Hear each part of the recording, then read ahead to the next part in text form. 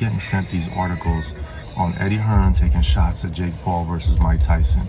How if you're involved, you have no empathy for the sport. How he'd never be involved in a million years. Eddie, you're involved, man. Involved in a big way. Katie Taylor, your most celebrated fighter, is the co-main event. And it's her biggest payday, as you know. So, thank you to Netflix. Thank you to MVP. And most of all, thank you to Jake Paul for getting it done for you, man. It's funny. I remember when Francis Ngannou was fighting Tyson Fury, you were out there saying this is a circus, it's a clown show, it shouldn't be happening.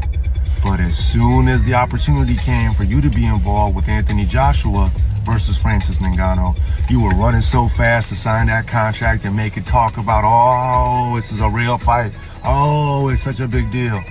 Listen, man, nothing but love for you. Do your thing, boy. Don't come checking us. Check yourself. What kind of money are the girls making in this fight? What you say as the most?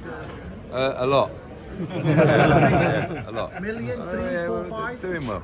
4 or 5's a bit steep, but we'll see where we get to. Jake, so you mentioned Bob in the press conference before. You mentioned him a few times in the media, not being so helpful towards women fighters.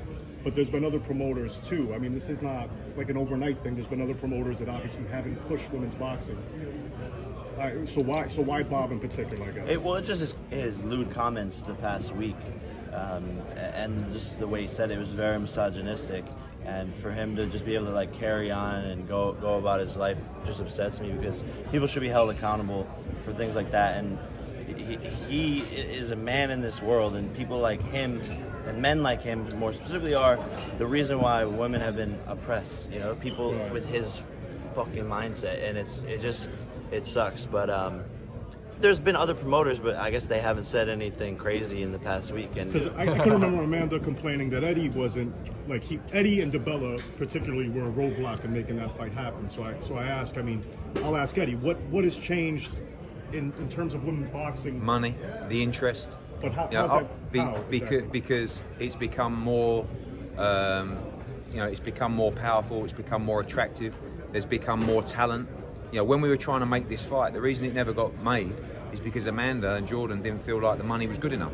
At the time, that was the money that could be generated for the fight. And they were right, because now they sit there with more than double what they would have got 3 years ago. Is that strictly a credit to Jake? And He's given her a big pay rise for this fight, because what he's done over the last year or so for her, giving her the platform on Showtime pay-per-view, and also what we're paying for, in essence, is the package. Right. Jake Paul, Amanda Serrano, Most Valuable Promotions, there's value to that.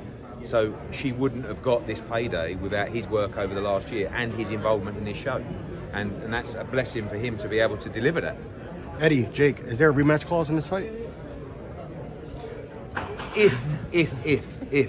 There's not an automatically triggered rematch clause. Okay. But if, and by the way, I think you'll see 3 of these. Yeah, but, it's got to make sense for everybody financially to make that happen. Eddie,